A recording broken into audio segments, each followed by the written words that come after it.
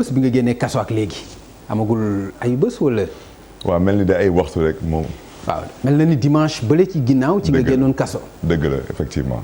d'accord ci ayu bés bi nga engagé waat combat bi lan moo tax loolu amul sax noppalu amul dara lan la. waaw mais combat bi Papa Ngagne musul arrêté. lu am nag mooy dana dëgg la nag dañu nekk ci combat bu metti parce que kuy xeex ak nit bu yor nguur te di ko jëfee nu mu ko neexee kooku day metti tamit parce que man nu ma jàppee kaso bi mooy daanaka dañ ma téye woon pour ma bañ a dox lu ma naroon dox ak tamit bañ a fekkee yenn yi donc tey yàlla def na ni génn naa ci kaso bi lii de suma warugar mooy fu ñu arrêté woon liggéey bi ma commencé waat ko foofu ànd ak njabootu Khalifa Sall. ànd tamit ak sénégalais ak sénégalaises yu nga xam ne ni démocratie ñor na leen te lu ci des ñu bàyyi ko ci loxo yàlla. parce que yàlla mais est-ce que du li nga miin kaso moo tax amul problème da ngay génn rek delluwaat say activité est-ce que du miin boo miin kaso moo tax loolu parce que kaso du benn yoon du ñaari yoon. waaw kaso wante Abdoulaye Wade tamit kaso na. te référence la ci man ci mbiru politique Abdoulaye Wade dina kaso juróom-ñaari yoon. voilà muy faru nekk président man bii mooy suma ñetteel wante lu may wax daal mooy amul kenn ci ñun kuy dem ci bureau procureur di tapé ci bunt bi ne ko damaa sonn ci mbedd bi damaa bëgg a dem noppaliku ci kaso bi. donc xam naa li noonu la ko yàlla dogale woon mooy dama naroon dugg ci kaso bi ma ne dinaa comme ni noonu la ko yàlla bindee ma dem tëddi kaso juróom benn weer wante awma lu ma ciy rëccu parce que damay xeex ngir ay conviction chaque fois nag dama koy wax nit kese la mën naa juum moo tax souvent damay wax su nekkee ci taxawaay bi wala ci waxin bi wala ci jëfin bi su ma juumee tamit maa ngi jégalu. wante lu may def lu may wax loolu ay conviction mooy tax ma koy wax di ko dox di ko def. d'accord voilà. Comme xam nga ni mën nga juum mooy mën nga tooñ ku tooñ mooy juum ba tey mën nga tooñ. waaw mën na nekk wante tamit ma yokk ci rek comme Sénégal tamit ñoo ko bokk lu ñuy wax Sénégal mooy xamuñu ku tooñ. kon même su ma tooñoon tamit kenn du ko gis lu ñuy gis daal mooy ku fayu man lu ma gëm mooy dañ ma tooñ ma fayu fayu bi nag am na ñu mën a jàpp dafa ëpp wante man dama jàpp ne ni fayu bi dafa méngoo ak tooñ bu ñu ma tooñ. parce que dañ ma def lu ma metti bés boobu. ma wax tamit peut-être wala ma jëf tamit lu nga xam ne ni peut-être effectivement am na ay nit yu ci gis seen bopp. d'accord wante je pense que lu ma wax ci kaw. même ñu ci àndul nangu nañ ko loolu mooy lépp lu ñuy laam-laamee ci suuf. te ñun lenn lu ñu bëgg a tey mooy Sénégal bu kenn toog fii ëllëg di laam-laamee est-ce que Sénégal démocratie la am déet.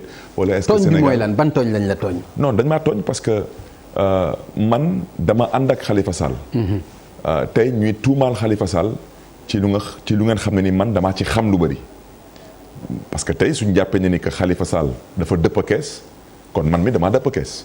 parce que damaa jël ay dossiers indi ko ci Khalifa Sall ne ko bii prostate la bii cancer du sein la bii lii la kii fii la dëkk kii imam la fii kii doomu imam la kii jabaru imam la kii chef de quartier la donc man bokk naa ci ñu nga xam ne jël nañu ay dossiers pour que ñu mën a jàppale ay nit yu dëkk suma gox. parce que man xamoon naa ne koppar yooyu mi ngi ville de Dakar parce que bokkoon naa ci conseil municipal di ko voté ci budget di ko voté ci compte administratif mooy daanaka budget bi su jeexee te loolu.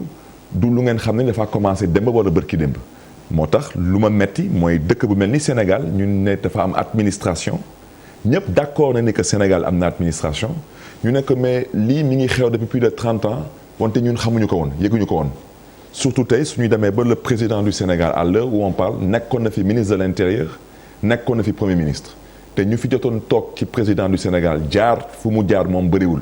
je crois que président Abdou Diouf rek moo fi jotoon nekkoon premier ministre. bëgguma ñu mais ministre de l'intérieur boo xam ne vidé nañ ko lu bëri c'est vrai que dafa ñëwaat parce que moo waral sa kaso et tout. waaw mais dafa am foo xam dama bëgg ñu taxaw ci Barthélemy nga jàkkaarloog nit ñi nga wax leen ko. waaw est-ce que mën nga weddi ni Khalifa Sall dafa apposé dafa teg signature am ci ay fausses factures. non loolu amul. mën nga weddi loolu yow. xam nga pour bañ a yàq xelu nit ñi. benn exemple rek lay joxe. soo ma lu ëpp téeméeri fausse facture. waaw mu signé ci teg ci signature am récupérer xaalis bi loolu mën nga ko dindi. non loolu amul parce que récupérer xaalis moom laa lay expliquer nii Pape amul musul am récupérer xaalis man dama doon indi ay dossiers yooyu dañ ko doon arbitrer ci commission mais balaa may egg ci loolu damay joxe benn exemple Pape ville de Dakar toog na juróomi weer amul budget te kooku mën nañ ko vérifier. percepteurs yi ci procès bi ñoom ñaar ñëpp nangu nañu que ci juróom weer yooyu ville de Dakar amuloon budget parce que mooy bu ñu dugalee acte 3 de la décentralisation mais Pape ci juróom weer yooyu perception ku fa nekk Khalifa Sall du kilifam mooy percepteur ministre des finances mooy kilifam fonctionnaire la ci juróom weer yooyu ñaari facture rek la fay te ville de Dakar amuloon budget mooy salaire dépense obligatoire ak caisse boobu. caisse d'avance boobu waaw mais budget ville de Dakar bu acte 3 de la décentralisation di dugg en vigueur Khalifa Sall ak conseil municipal lank bañ ne ñoom mënuñu wote ñaari budget ci même at bi préfet de Dakar moo wootee à la place du conseil municipal budget ville de Dakar validé ko imposé ko ville de Dakar te effectivement yoon moo ko mayoon sañ-sañ mu def loolu mais juróom weer yooyu il faut que perception expliqué ñu ci yan këyit la ñu sukkandiku pour di fay caisse d'avance boobu. d'accord mais man li ma bëgg. donc xam nga tey fu ma bëggoon daaneel mooy commune bu amul budget. mu joxe facture yu baax wala facture yu bon amul budget kon lu tax ngay fay facture boobu. non xam loolu percepteur na la ci tontu man li ma bëgg nga tontu ma ci laa lay laaj. waaw dama bëgg nga wax ma GIE bi nga xam ni moom moo doon jaay ceeb bi di jaay dugub ji facture yi mu doon jox percepteur. Khalifa Sall di ko signé facture yooyu laa la wax ne la facture yu bon la parce que ñi nga xam ni ñoo moom GIE bi ak ñi nga xam ni ñoo doon joxe ceeb bi ñoo doon joxe dugub bi nee nañ joxe wuñu ko mais lépp nekk lu faux facture yi nekk yu fausse moom mu nekk ci complice mais est-ce que yaakaaruloo ni loolu war na ci mën a dem kaso. mais moom ci fait yooyu laa lay wax. xam nga procès soo gisee CEDEAO dem ba ne Khalifa Sall dañu jalgati ay àqam ak ay yelleefam parce que ci procès bi Khalifa Sall dafa joxe liste. ay témoins yu mu bëggoon ñu ñëw témoigner. damay ñëw mais c'est que xam nga suñuy waxtaan. waaw man damay déglu sa question. ok man pour ma tontu la pour ñi nga xam ne ñu ngi seetaan ñu mën a comprendre il faut mu am raisonnement. raisonnement bi mooy lan waaw mais il faut aussi ñu wax. j'arrive question bi dafa précise dafa non mais c'est précis lu may wax. ok Abdoulaye Diop ancien ministre des finances. bu ñuy créer caisse d'avance boobu moom moo nekkoon percepteur payeur de Dakar dañ ko cité juge bi bañ ne man bugguma déglu Abdoulaye Diop wax na ko fi ñëpp dégg. Khalifa Sall cité na fii ñaari ancien premier ministre Mamadou Lamine Loum ak Idrissa Seck pour ñu ñëw témoigner Mamadou Lamine Loum mais dégg ngeen fii Mbaye Touré DAF de la ville de Dakar wax leen arbitrage bu nga xam ne ni moom fekkee ne ko ci bureau Mamadou Lamine Loum sous le contrôle de l'IGE Abdoulaye Diop bu fi nekkoon pas Abdoulaye Diop ancien ministre des finances mais bu fi nekkoon ancien directeur général de la Sonacos ba dem ba nekkoon IGE fu nga xam ne ni Mamadou Lamine Loum atte nekk lii état bi da koy validé donc Khalifa Sall avait cité cet homme avait cité Idrissa Seck comme ancien premier ministre du Sénégal pour ñoom ñu ñëw témoigner que d'abord état moo nangu mécanisme boobu deuxièmement état moo ko validé et troisièmement mécanisme boobu état daf ko yàgg accompagner xam nga mécanisme comptabilité képp ku ñuy seetaan dina xam ne que comptabilité ay pièces la. léegi mais lu nga xam ne ni état man tey xawma par exemple comment le groupe Futurs Médias fonctionne à l'interne mais su ñu waxee il faut ngeen indi facture pour ñu décaisser lii loolu ku nga xam ne ni mooy borom kër gi mooy état nee na lii moom la ñuy mettre en place maire de Dakar cité ay témoins pour ñu mën a ñëw témoigner parce que le rapport de l'IGE n'a fait qu'une seule recommandation waxul ouverture enquête judiciaire dafa ne.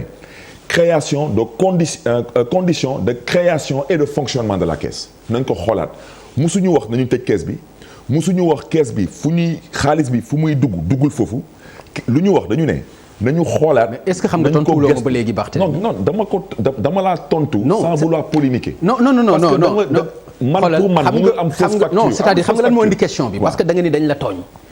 yow nga fayu. tooñ bi laa la laaj nga indil ma procès Khalifa Sall. indil ma coow caisse d'avance bi moo tax ma bëgg ñu taxaw foofu parce que aussi il faut mu leer ba xam dañ la tooñ wala tooñuñu la. dañ ma tooñ non loolu laa bëgg ñu taxaw pour loolu dama bëgg nga leeralal ma. est-ce que Khalifa Sall dañ ko tooñ dafa jalgati dafa dëpp caisse parce que loolu mooy li nga xam ne ci fay yow mënoo ko dindi keneen mënu ko dindi. bu fekkente ni ay factures yoo xam ne yu bon la mu signé ko di récupérer xaalis bi ci facture yoo xam ne existé wul baaxul mais loolu faux la usage de faux la.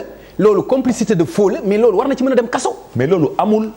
attends mais moom laa lay expliquer plus de 100 et quelques factures. mais loolu depuis 30 ans ñu ngi koy def nii. bu ma wax 30 ans s'il vous plaît s'il vous plaît. mais je vous ai parlé de mécanisme. il faut qu'on se comprenne.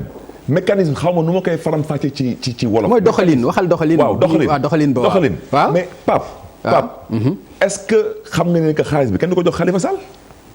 tandis que xaalis boobu balaa Abdoulaye Diop di ñëw di mettre en place mécanisme boobu dañu waxoon article 1er tel montant est mis à la disposition du maire ndeysaan dem si yàlla Feu Mamadou Diop signé Souti Touré ministre de la décentralisation et des collectivités locales sous-préfet excusez-moi préfet de Dakar bu fa toggal état gis këyit bi approuvé ko ngeen bëgg a wax ni que Khalifa Sall dafa dëpp kees loolu mais ana état tey am na yeneen système de bu état di fonctionner di utiliser ay mécanismes de comptabilité mais xaalis bu nga xam ne ni ñëpp xam nañ ko mais lu ñëpp a xam mais kooku nuñ koy sàccee ñun ñëpp xam nañ ko ñëpp di rang ville de Dakar ku nekk di ñëw di laaj pas wàllam wante lu nga xam ne ni en tant que habitant de Dakar am na droit ñëw ne man munuma faj suma bopp wala tey munuma def lii suma bopp. mais loolu beneen rubrique sociale moo fa bu ko def. lu nekk ngi ci biir.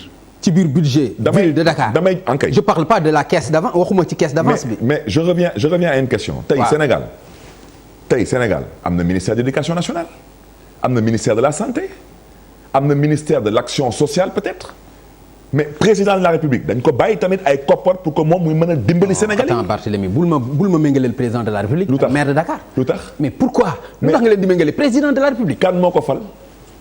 non dama ni bu non kan moo fal président de la République dama lay laaj président de la République kan moo ko fal. léegi. kan moo ko fal. léegi la preuve falul boppam askanu Sénégal la ko fal. kan moo fal maire de Dakar mais léegi la preuve. waaw caisse d'avance am mi ngi ciy def li ko neex. waaw Khalifa Sall bi mu laalee caisse d'avance bi dafa dem kaso. loolu moo lay woon ni bokkuñu. parce que mbiru politique ci rax. wante xam nga ma ñëw rek defal nànk ma ñëw. wax nga lu am solo. daanaka ne nga moom day la jël keesam def lu ko ci neex dara du ko ci fekk du noonu du moom mook du yoolu moom nga wax. ah mais yoonu ko may loolu.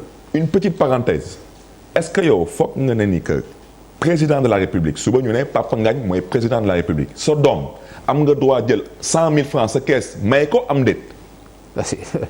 non loolu damay ñëw non xam nga fu may waxee parce que suñu demee ba ñu woo Karim Wade mu ne kii suma papa moo ma ko may waa ji taxaw fële ne sa papa amul droit may la ko parce que ñu ngi ci maa tey ak ci politique ak ci jaay doole loolu mooy dëgg bi. parce que moom ba léegi ak lépp luñ ko mën a jox ci cër ak wàccuwaayam musul toog mu ne lii suma papa wala suma yaay moo ma ko jox moom nee na président Abdoulaye Wade moo ko mayoon lii waaw président Abdoulaye Wade moom su ko mënee may lu nga xam ne ni moom mii dafa ko may parce que noonu la yàlla bindee président Abdoulaye Wade mais président Macky Sall du doom ci Abdoulaye Wade lu tax moom mu mën a may président Macky Sall te nagul mën a may doomam Karim Wade bu mu jural boppam donc tey nga toog ne man am naa ay fonds politique mën naa ko utiliser dara duma ci